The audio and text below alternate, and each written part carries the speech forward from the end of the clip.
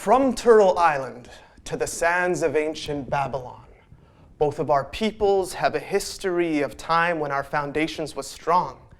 Now it's been rocked, made to feel like we don't belong. Discrimination, it must stop before it's passed on. It spreads like a disease, making it hard to breathe. The anxiety creeps up, making you feel weak at the knees. You can feel incomplete when the stairs are pointed in your direction. Whenever you're made to feel like the other, I promise you it puts your self-worth into question. But now that I'm older and I've learned a few lessons, I've been able to zoom out on a system full of oppression.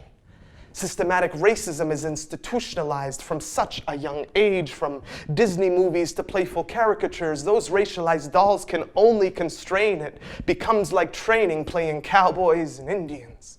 The bad guys are always dark-skinned and the winners always look like they descend from England. Getting a little older for children, sports become ingrained in their essence. Cheer for the Cleveland Indian, the Chicago Blackhawk, or the Washington Redskin. The dehumanization of a culture.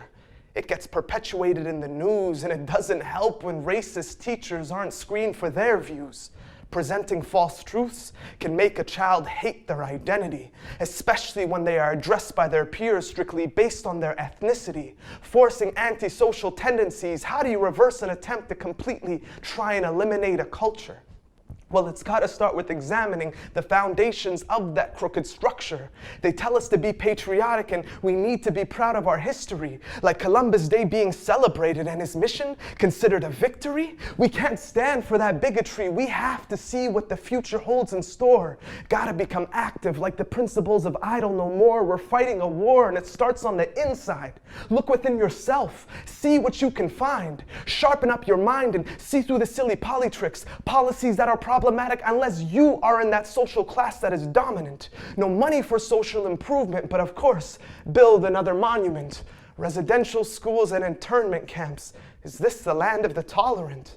Oh, Canada, it was a home built on native land, so I'm so grateful for my allies with whom we can take a stand towards these policies of injustice. We need to create a plan, and it has to start with unity towards your fellow woman and man.